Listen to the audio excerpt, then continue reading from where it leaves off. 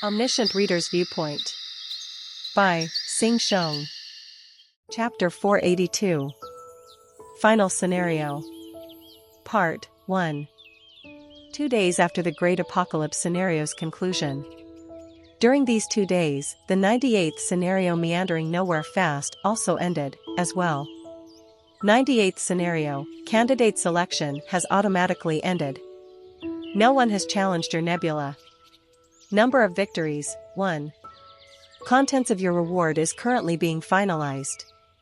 Clearing of the Great Apocalypse scenario has been linked to your reward, and the contents are still being discussed. Perhaps that was inevitable. While nebulas were busy fighting each other, we actually were victorious in the Great Apocalypse scenario. We fought off the ancient outer gods and protected Earth. Not only that, with only the strength of our nebula alone, too. A large number of constellations respect you and your nebula. Nebula, Kim Dokja Company's fame is spreading far and wide in Starstream. Every constellation in the final scenario is now aware of your nebula. Every constellation in the final scenario is curious of your conclusion. And now, everyone in this Starstream knew of us. Representative Nim. Representative Kim Dokja. Please say something. Voices from the megaphones came from outside the industrial complex. Whether it was the hologram panel or the regular TV, didn't matter where or what, our story dominated them all. Every broadcasting station, including terrestrial and cable, was showing the front yard of the industrial complex in real time. Also, the interview footages of the complex's residents were being repeated ad nauseum, too. Judge of Apocalypse Nim. Can you tell us the future plans of Kim Dokja Company? Call me by my name when in public, please. Han Suyong likes that stuff. I don't. Hey, Zhang Huiwen. Wanna die? I couldn't remember just how many times I had heard that wanna die by now. The true influence behind the Kim Dokja Company, Han Suyong, the Black Flame Demon Empress. It is now revealed that, before the apocalypse, she was a famous author. Reading the ticker proclaiming, "Genius author's insight demolishes the final scenario," I could seriously reappreciate the fact that I had indeed reached this far. We heard that your representative Nim has become a myth-grade constellation after defeating the midday sun. Does that mean our South Korea now has a myth-grade constellation that can step up to the limelight? Incarnations are currently locked in a fierce debate after witnessing the footages of the battle's final moments. Just what are the true identities of the outer gods? Why did Representative Kim Dokja Nim suddenly become a blonde? The battles we fought were broadcast not only on Starstream, but throughout Earth as well, from Yu Young-hyuk kicking Ra's butt, all the way to us fighting against the lava wave created by the 999th turns outer gods. Constellation. Demon-like Judge of Fire is quite proud of herself. Constellation, Abyssal Black Flame Dragon, is turning its nose up. Constellation, Most Ancient Liberators, lips are twitching. And every one of those scenes was accompanied by an interview with someone. You see, me? I recognized that friend's greatness even back when we were working in the same company. Ing? Just which new employee tries to be the first to go home as soon as time's up? Department head Han Mayano? I definitely told him not to do any interviews, though. He was smiling brightly, his left hand holding onto his daughter's. It seemed that he had managed to safely rescue his child. He was just a regular friend. Well, you know, those types of kids? There's always someone like that in a class, that type of a person. Now that some time had passed by, even a person claiming to be my schoolmate popped up. I began thinking that maybe some managed to survive until now. Those faces that I couldn't even place a name on. Kind, quiet, likes to read a book by himself. Although not technically wrong, that explanation wasn't right either. Some words were quite convenient to use. And those words usually couldn't explain anything because of that convenience. The schoolmate muttered on about the obvious stuff for a while, before excusing himself with a stutter as if he found the camera a bit too much. He probably ran out of things to say. About Earth's savior, the demon king of salvation. Another program started after that with a piece of rather sad-sounding music. It was a specially compiled documentary. Constellation. Goryo's first sword is nodding his head. Constellation, maritime war god, is proud of you. While watching the footages, I began recalling the time before the apocalypse. The dreams I had, the things I thought were important, etc. The fact that all these things came across as distant memories felt very alien to me. Of course, not everything was totally alien, though. He endured a painful youth stained by domestic violence, and someone suddenly switched the TV off. Dokjaya. My mother was standing by the entrance of the reception room. I smiled nonchalantly while staring at her. You're here. She nodded as a bout of silence filled the room. I stared at the TV within this silence. The darkened screen reflected both my mother and myself. A faint aroma of perfume wafted past my nose, making me feel rather strange in the process.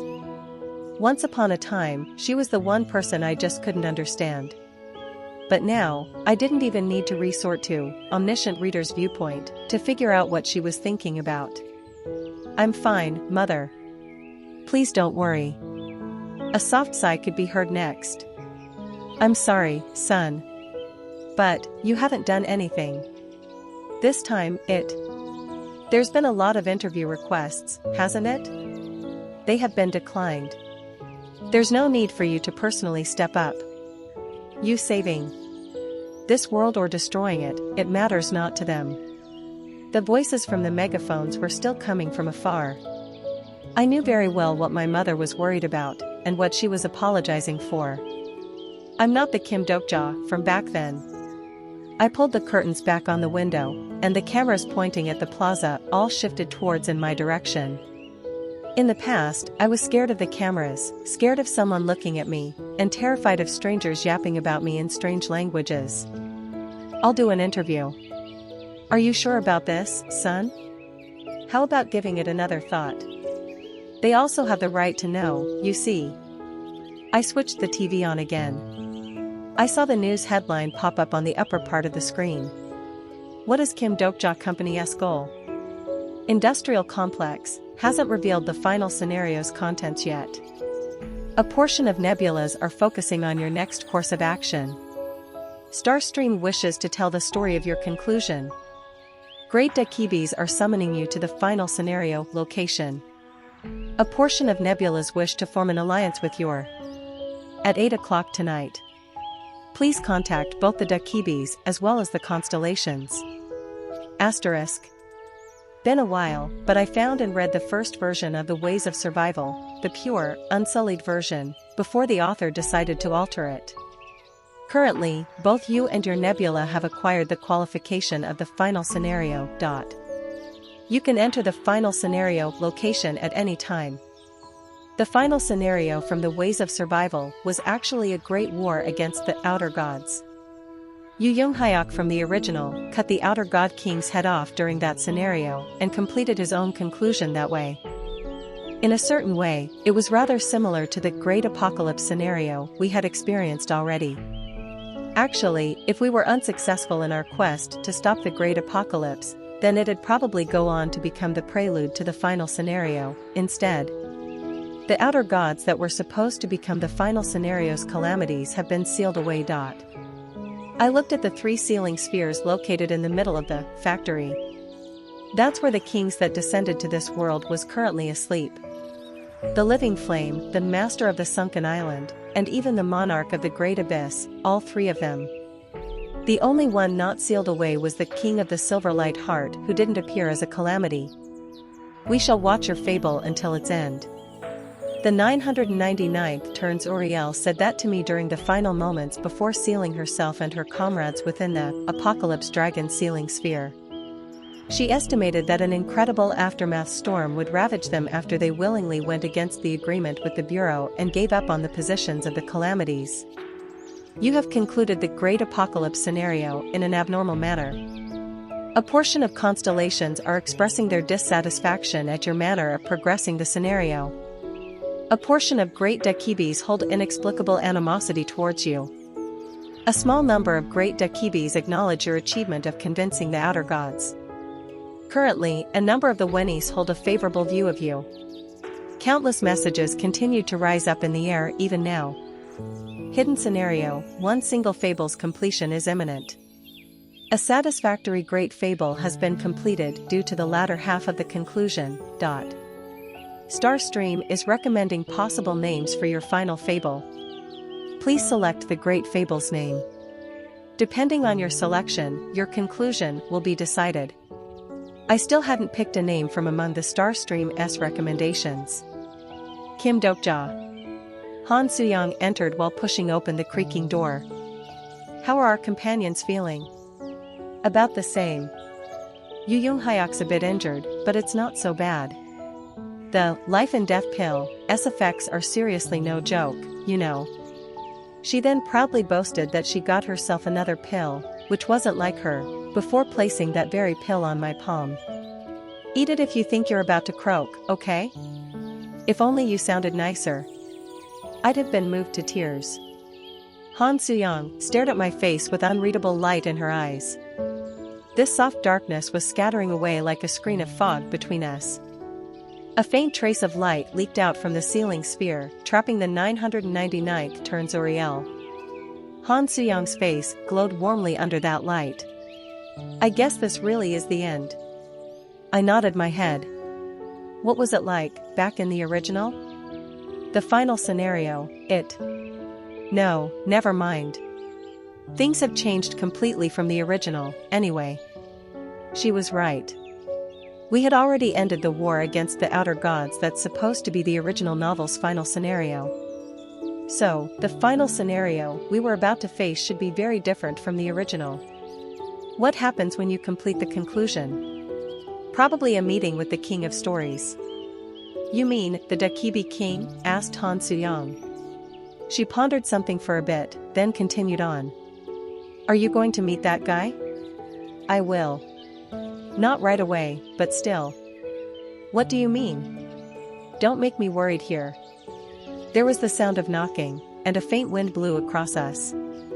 One of the complex's residents peeked his head through the open gap of the door Han Suyang had left behind. Representative Nim? We have a guest, sir. A guest? It's been a while, Descendant. An old-fashioned tone of voice greeted me. An unexpected existence came to visit, as it turned out. Pungbik? Asterisk. Heaven's wind god, Pungbik. Only then did I remember what my mother told me earlier. She said that I should meet up with Pungbik before I entered the final scenario, didn't she? Descendant, your choice was reckless. Letting the outer gods live is no different than you embracing the calamity itself. Did he show up here to spout more Kondi-like rubbish? Pungbik must have found my actions not to his liking, because he began a lengthy sermon at my expense. Such as, the young ones looking down on scenarios nowadays, us not being serious about the scenarios, etc., etc. Excuse me, Grandpa? I don't have the time to waste, so I shall get right to the point. Descendant, you might find yourself in great danger once you enter the final scenario. Great danger? I say this because I've been observing your methods for a very long time. He spoke as if he knew just about everything I was planning to do in my future. Han Suyang next to me cackled as if she was greatly amused by this. I shot her a glare and asked Pungbik. Just what is it that you came here to tell me? Hongik can lend you aid, Descendant. I ended up frowning without realizing it. I now could figure out why he was here. This dude, even until the end. I don't need it. You probably will demand some kind of nonsensical payment, any. We don't need things like that. Witnessing the birth of a myth-grade constellation from the Korean peninsula is more than enough for us. I couldn't help but doubt my own hearing just then. You'll find Hongik's founding gods among the myth-grade constellations in the final scenario. If your situation turns for the worse, ask them for their aid. If you're genuine in your request, they should be compelled to make a move. Have you come here to tell me that? Pungbik expressionlessly stroked his beard and replied. Correct. I'm a bit moved, actually. Pungbake lightly coughed to clear his throat, then his body scattered away in winds. I've conveyed everything I wished to say. Let us meet again in the final scenario. Less than a blink later, only the chilly wind remained there. Han Suyang piped up, sounding somewhat bemused. He's really coy, isn't he? How adorable. Well, he was a good constellation back in the original, so I guess we do have some allies, then. Your life wasn't in vain, man. I'd be happy if that was truly the case.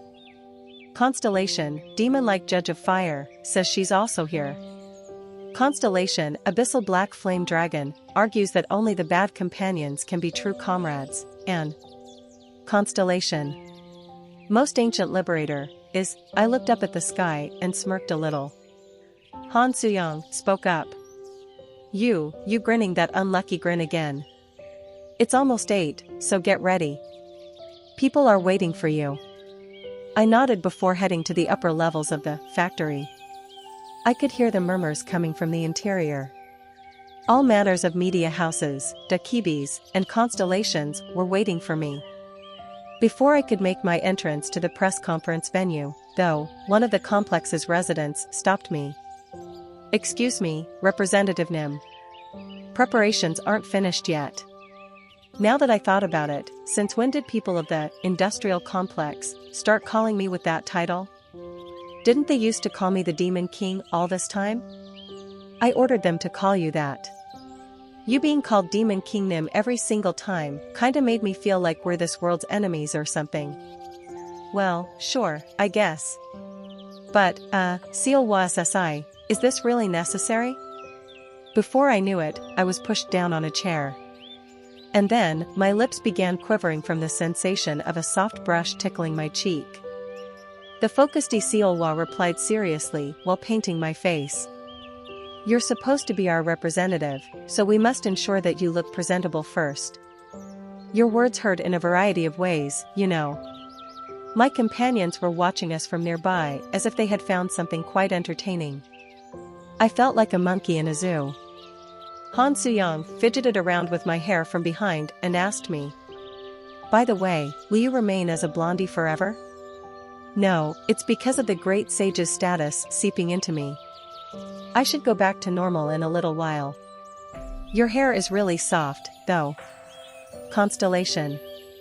Most ancient liberator says that his hair is the result of an extensive, arduous training regime.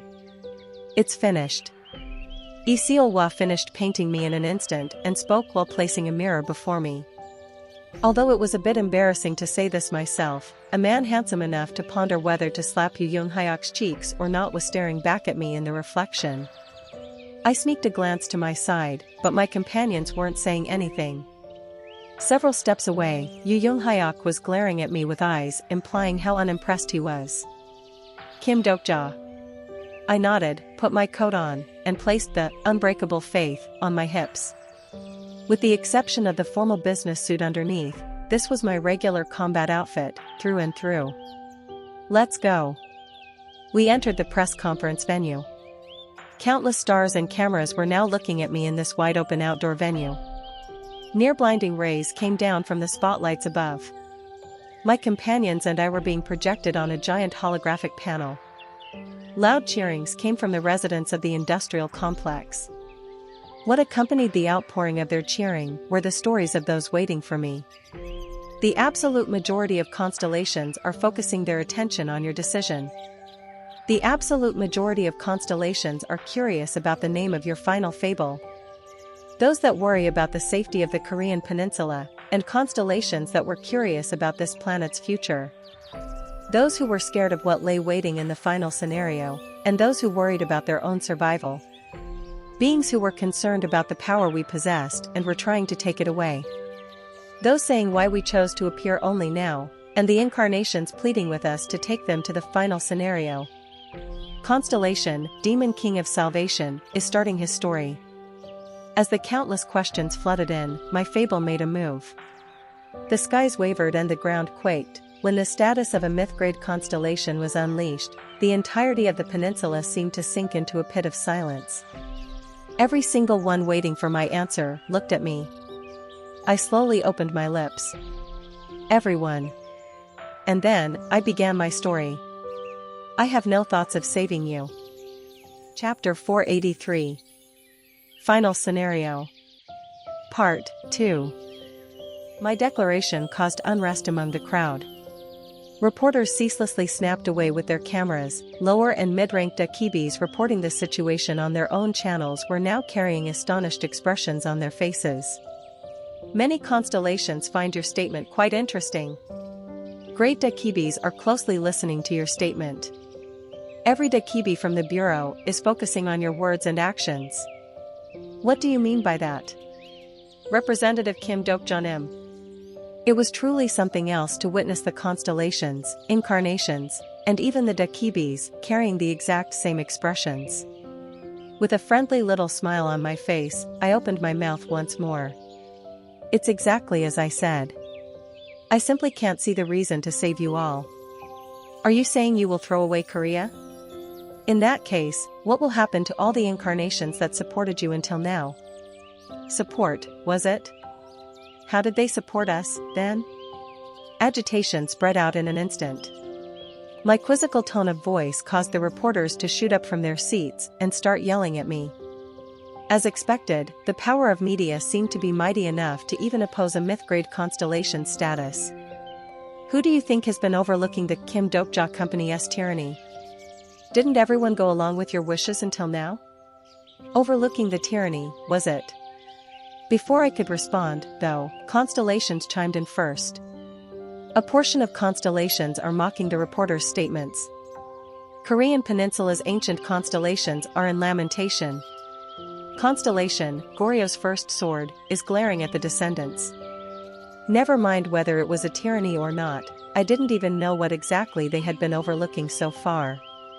Wasn't there demonstrations against Kim Dokja Company taking place every single day on the devastated Uido even now? I quietly stared at the various shouting reporters before asking them. And what exactly were my wishes? That is, have I ever asked any one of you to do something for me? Right there and then, the reporters shut their mouths and glanced at each other. Dakibis were now forming expressions of genuine interest. To them, even things like this should prove to be an entertaining fable. Well, it was an event of the Demon King of Salvation forsaking his own land, after all. What rescued the reporters falling into the pit of confusion was a group of incarnations biding their time on the site of the industrial complex. It's only natural for the one possessing great power to shoulder the responsibility. And you are abandoning that responsibility right now. An old man wearing a shabby hat suddenly stepped forward and said that out aloud. Shady, cunning glare in his eyes could be seen beneath the crooked rim of his headgear. I couldn't immediately remember who it was, but that line, it also appeared in the Ways of Survival. I heard Jihai's voice coming from behind. What the hell? That geezer also showed up here?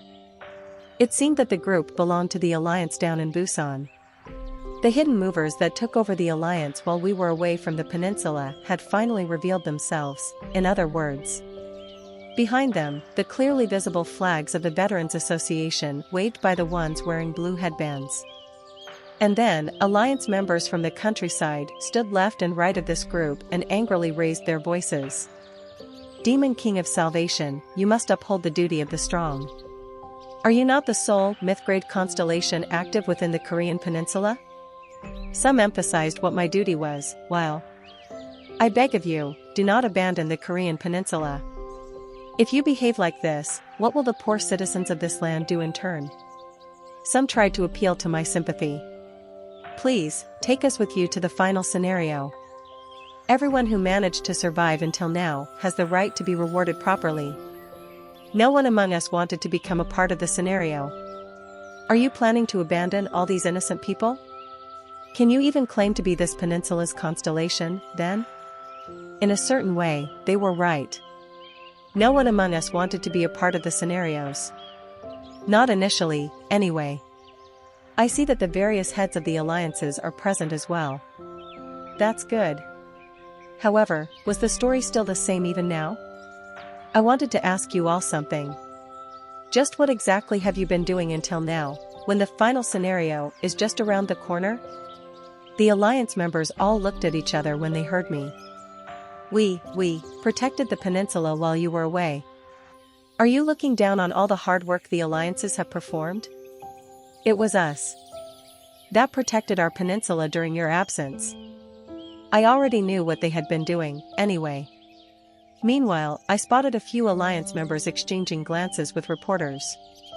Publish the article, let everyone know that the Demon King of Salvation is giving up on the Korean peninsula. Most likely, they were inciting the mass media. The Demon King of Salvation, revealing his true colors of a Demon King. I could imagine the headlines already without even asking them. I knew why they were willing to go this far, of course. No need to be scared. The Demon King of Salvation is still a human in the end. He's just another Korean, okay? As long as he's born in this land, there are some things he can't go against. Even if he now possesses great power and fame. They still believed in the system. They believed in the story of democracy upheld by humanity for a long time, the fables like rationalism and institution, or even something like majority decision. Ancient fables are now looking at you. I could see it now. Everyone believed they held a share in these fables, but in reality, no one did. Even before Starstream arrived on Earth, this place had been under the rule of a great fable. And those believing in this great fable were under the impression that they couldn't be wrong. The Alliance members continued to shout. Didn't Kim Dokja Company monopolize the scenarios from the very start? What can we be expected to achieve under such unfair competitive conditions? But the industrial complex's door is always open to you. All the skills and fables we acquired are all publicly available, aren't they? No, but because you people entered the scenarios first. There are plenty of people from other countries who entered the scenarios belatedly. Divisions led by Faye who will run Vircon are home to many who have joined only a few months ago, but now find themselves in the latter half of the scenarios. That's the story for other countries. Our situation isn't the same. They don't have the industrial complex. Their support structure is focused on extremely few individuals, too. However, what is it like for Seoul? I snapped my fingers, and BU created a panel in the empty air above. A shot of the industrial complex's interior was displayed on it. We publicly made available the methods to clear the lower-ranked scenarios, and even released the list of great fable scenarios as well. And we didn't hold back with our support to those willing to diligently enter the scenarios, too. We didn't place any restrictions on sex, age, race, none of those. Because the panel now displayed incarnations going through repeated harsh training regimes, and my mother commanding them. The faces of both Jo Young-ran and Lee Bok-sun working as instructors could be seen next. And so, they reached this far after going through hellish training and earned their own fables. I'm talking about these people right before you. There were incarnations possessing indomitable air and vigorous statuses, guarding the center of the conference venue. They were none other than the wanderers my mother had raised. The heroes that helped my mother stop the tsunami waves by the eastern shoreline were these very people. Is there anyone among you present today that received worse support than these people? No one replied. They were all overwhelmed by the fighting spirit emanating from the wanderers right before their noses. People faltering and biting their lips started shouting again. It's not like we kicked back and enjoyed ourselves all this time. We've been preparing for various things. Maintaining the systems and infrastructures, and getting ready to rebuild our nation once you finish the scenario and come back. But, why are you getting ready for that? Do you even know what kind of conclusion is waiting at the end? What? Why do you believe that this world's conclusion will be peaceful? This world had changed a lot from the one found in the ways of survival. Yu Young Hyok, Lee Hyun Sung, Lee Ji Hai, Shing Yu Sung, everyone had changed somewhat from what I used to remember. However, some things didn't change. Everyone Yu Young Hyok had met all wished for things to go back to how they were. Fluster was quickly dyeing the people's expressions. Expressions of being betrayed by that one hope they had been holding on to. I knew very well what they wanted, of course. However, there were none among them that truly desired for everything to go back to how they were. What this crowd wanted wasn't peace for everyone, but for individuals. They had experienced hellish scenarios and managed to survive. And those who experienced such ordeals definitely didn't want to see everything go back to how it used to be. Because the hell they lived through had become a part of their stories now. It'll be fine as long as the final scenario is over. I now possess power. At the bare minimum, I'm now in a position to act like a boss among the incarnations. I can't go back to how it was. Just how hard did I struggle to get this far? If only the Kim Dokja company wasn't around. As the countless desires seethed under the surface, I slowly turned my head and looked at the outer edges of the conference venue. The Alliance members, and certain folk standing even further away than the reporters, were looking up at this side. Ordinary incarnations covered in dust and wearing shabby, dirty clothes and equipment were standing there. Among them, I saw a young girl. She was only as tall as Shin Yu-sung during the initial stages of the scenarios. She was so young that it must have been a miracle for her to survive this far. And while standing in that place that cameras and channels didn't even pay any attention to, she whispered to herself in a voice that only I could hear.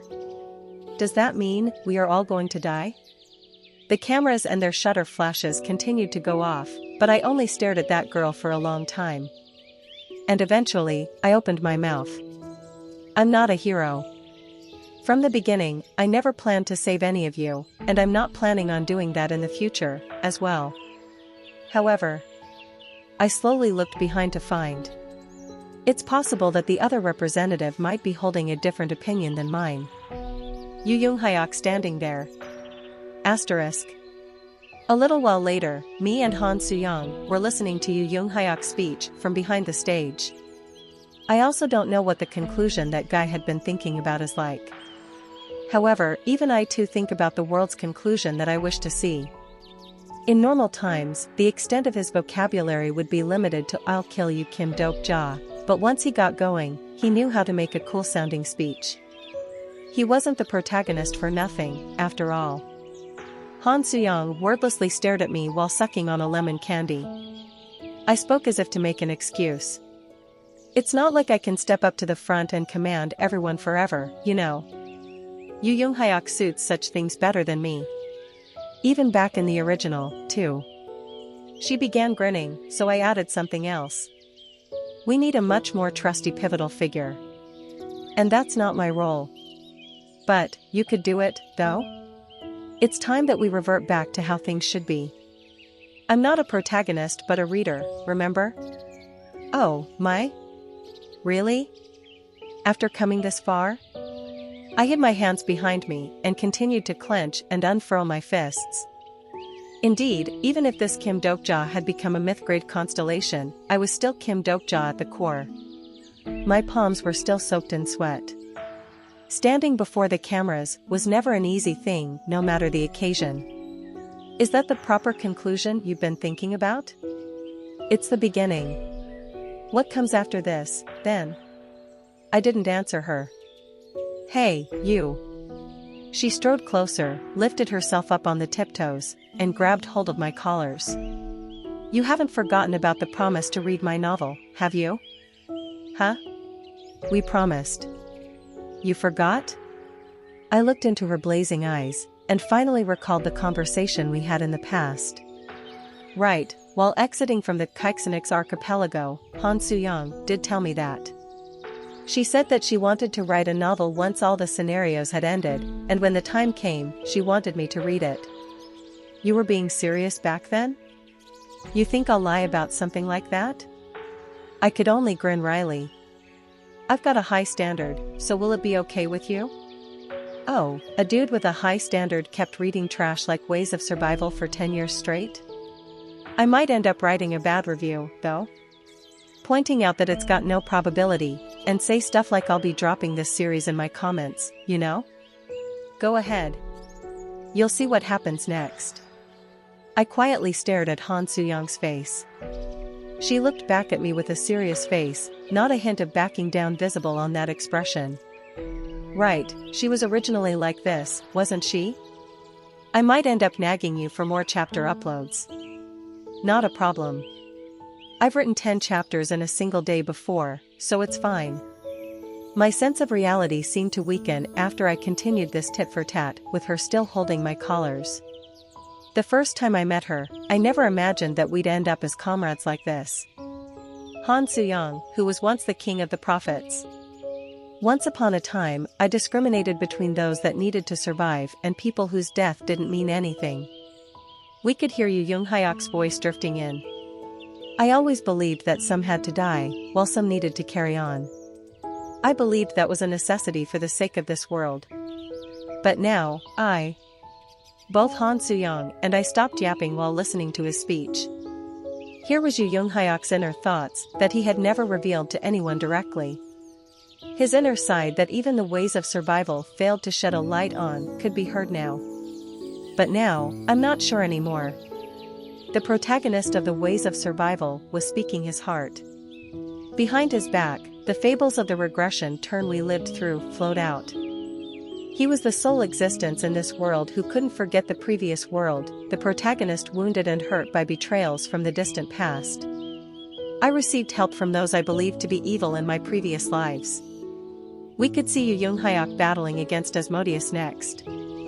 He then met his end after a fierce battle during the second regression turn. Then, I fought on the same battlefield with the one who betrayed me before. Anna Croft, helping us fight off the Apocalypse Dragon. Yu Young-hyuk stared at those fables for a long time before continuing on. I haven't forgiven them. But that doesn't mean I wish to seek revenge on them during this lifetime. Because my life this time is not the one I had lived before.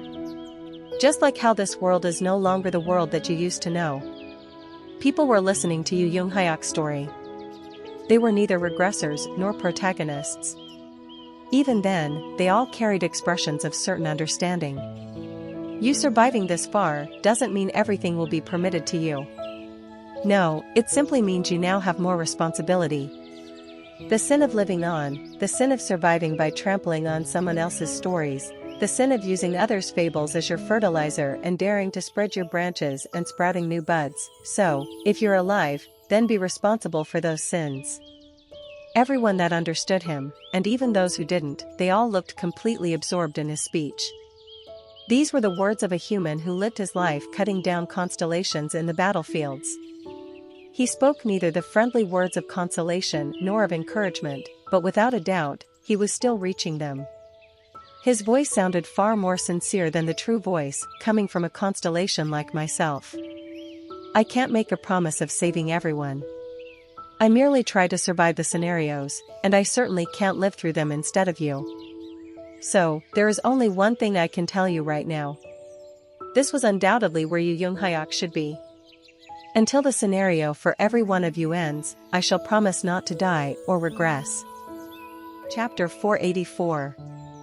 Final Scenario. Part 3. Yu Young-hyuk's massive announcement caused the crowd to go silent. The movers of the alliances, not won over by his speech, continued to exchange knowing glances with each other, but the crowd was no longer within their ability to control. Conquering King. Someone softly muttered. Soon after that, reporters began dreaming up of potential headlines all on their own. Conquering King Yu Young-hyuk declares his desperate resistance. Kim Dokja Company's joint top representative Yu Young-hyuk won't give up on the scenario till the end. Incarnations who heard about him being a regressor seemed to be even more excited than ever before. Some shouted out loudly, and that industrial complex was immediately filled up with the roars of cheering. Conquering King Yu Young-hyuk. Yu Young-hyuk. Yu Young-hyuk. Everyone was now chanting his name. Even those making snide remarks against Kim Dokja Company earlier had been swept up in the flow and were staring at him now. Things wouldn't suddenly improve with this, but at a bare minimum, the foundation had been laid today. The world after the scenarios should now form with Yu Young-hyuk as its center. Even if I said the exact same things, I wouldn't receive a similar level of cheering. Probably. Han Suyang finally released my collars and while looking in Yu Yunghayak's direction, opened her mouth. If only he acts like that every day. I agreed with her. However, that was his personality, so.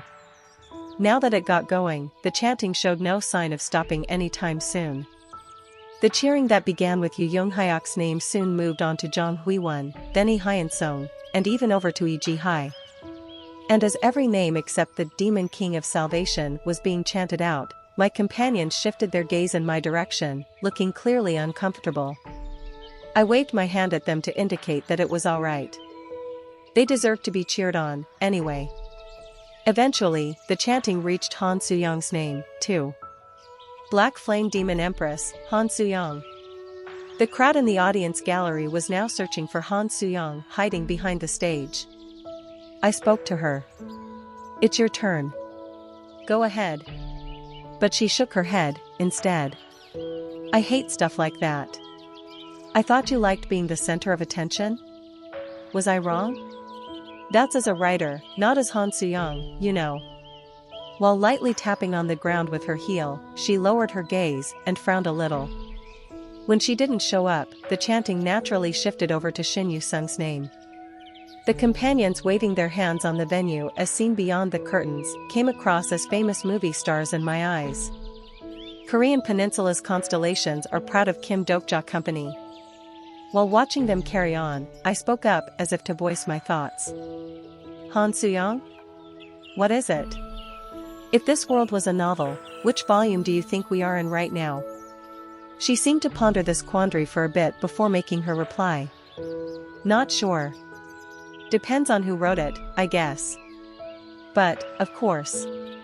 Some might write a whole book out of what had happened during a single day, but some would condense everything that happened in 100 years into a single sentence. Han Suyang continued on. If it was me, we should be past at least the 20th volume. That's a lot. It should be. Lots of things happened, right? Indeed, lots. Without a doubt, it had been a long journey. If it was 20 volumes long, then just from the quantity alone, this book should be on the scale of a proper epic. Dusk was settling in from the skies above the conference venue. Not sure why, but it felt as if the sun was setting much sooner than usual today. Han Suyang spoke as if she understood how I felt. But then again, there are some people who can read all 20 volumes in one sitting, you see. Suddenly, a corner of my chest grew cold. I wanted to ask her, have I been reading every story that I found at a suitable pace? Could I say that I've read the stories of everyone precious to me thoroughly and didn't miss a single thing? Kim Dokja. What is it? You may not be this world's protagonist nor a really cool side character. However, you have read it with all of your heart. I know that. I didn't know what to say. And everyone you've read, they are standing there now. Han Suyang looked at the people by the press conference venue. I too stared at them. Comrades I cared about were standing on a spot almost within reach, just beyond the curtains. They existed beyond the curtains, alive and moving. Yu Yunghyak glaring at the crowd, Zhang Huiwen grinning back at them, Yi Jihai jumping up and down in fluster, Shin Yusung waving her hand towards me. Someone had written their stories. And I had read them. Every story started off from there. While waving my hand back at Shin Yusung, I opened my mouth. Tomorrow morning, we leave for the final scenario's location. Asterisk. After the press conference came to an end, the companions gathered in the reception room. Zhang Huiwen massaged her shoulder while looking at the rebroadcast of the conference. EIA.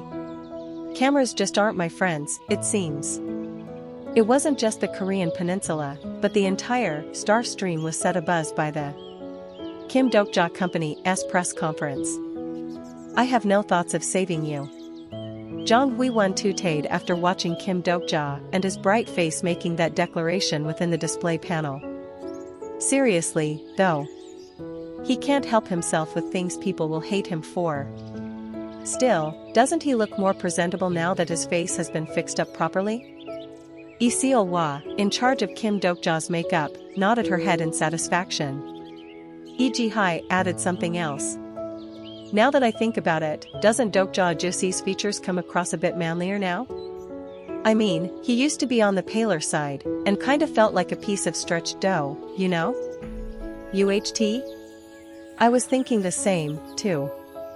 A few among them nodded their heads in agreement.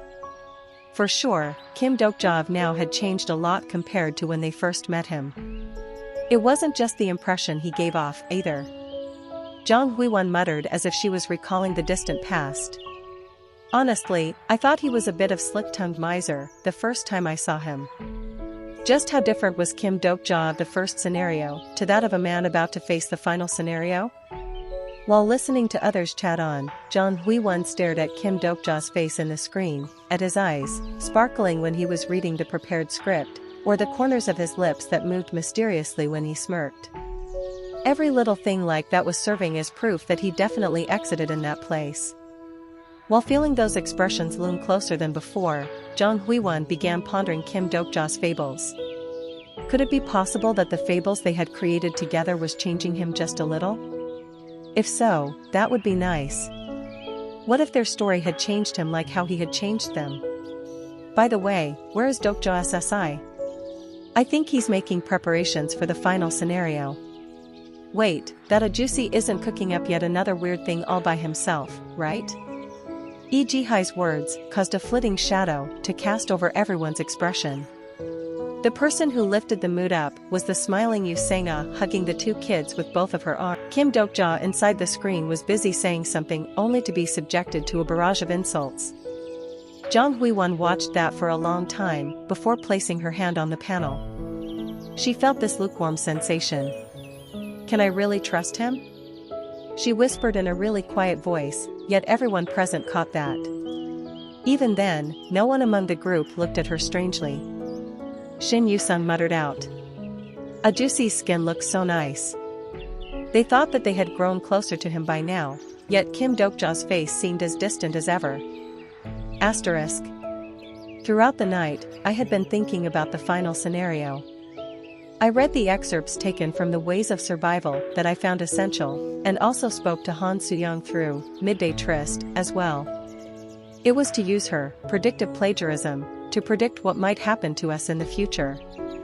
When I thought that alone wasn't going to be enough, I exchanged opinions with the secretive plotter through Yu Young-hyuk.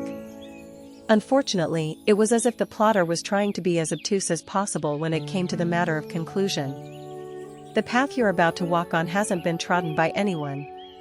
Taking cues from other world lines could become poison for the current you, instead. Since I understood what he was saying here, I decided not to query him any further. What about Anna Croft? She has withdrawn from the peninsula along with Zarathustra's yesterday. It had been nice to get the help from her precognition, but unfortunately, I seem to have lost that chance. Swish. The blade of the dark heavenly demon sword scythed past the air. About a dozen or so steps away, Yu Young-hyuk was currently focused on his training. He seemed to be swinging in the exact same pose as before, yet he treated every and each movement with care as if they contained profound meanings. Maybe it was possible for him to repeat all those lives because he was capable of doing something like that. God damn it. What kind of a crappy development is this? Han Soo-young was also racking her brain trying to guess how the final scenario might unfold. However, even she seemed to be stuck, going nowhere fast.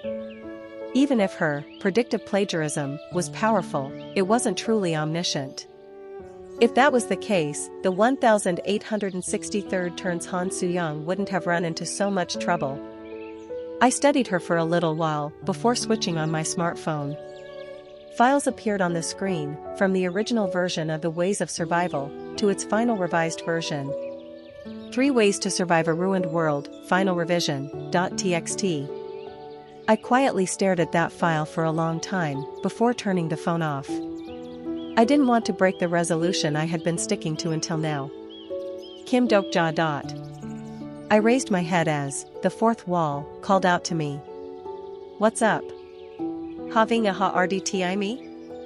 I smirked a little at that unexpected line of text. I had forgotten about this guy. The one who had stayed the longest with me so far was probably this wall, wasn't it? It's fine. I have you. It was all thanks to the fourth wall that I managed to come this far. If this guy didn't alleviate my mental shock during the first scenario, and if it didn't mitigate the physical pain I suffered during the countless life-threatening situations, then I'd have ended up as the wandering ghost of the scenarios a long time ago. Suchut, chut-chut. Sparks danced in the air, reminiscent of a small child's figure excitedly quivering about. For a very brief moment there, I thought I saw a triumphant face of a little kid above the dancing sparks. Ahem, you wanna see yo you are att rebuta window? This guy, does he think I want to see the attribute window every time I have a chance? Nah, it's fine. I don't need it right now. Seeing it might help me out. However, there was something else even more important than that right now. Actually, there's something I'm even more curious about. What is it? It was a question I should have asked a long time ago. However, since I couldn't get any straight answers to begin with, I ended up coming up with all sorts of theories by myself concerning this very question. Just why is the final wall exactly? The fourth wall remained silent for a bit. I began thinking that it might try to change the topic or filtering might get thrown in my face here. Just how long passed by like that? It's a what llwh error every st ori is written on dot. Was it because the final scenario was literally around the corner? Although the answer remained just as puzzling, it seemed that the fourth wall didn't want to hide the information anymore. So, I asked again. Let me change the question. What are you exactly? And why do the fragments of the wall exist? Guard ing the precise themes, th it is the walls do tie dot. Suddenly, I thought of something. The wall of impossible communication Zhang Haiyang possessed. When I thought about it, it wasn't just her, was it? The important individuals from the ways of survival all possessed similar walls. Sakyamuni possessed the wall of samsara, while Agars and Metatron possessed the wall that divides good and evil. BKSE, the re is more th in one theme dot. Afably is a call lec tie-in of my New York sto rise dot. The fourth wall was a fragment of the final wall. And the fragment meant that it could potentially be slotted back in its original position.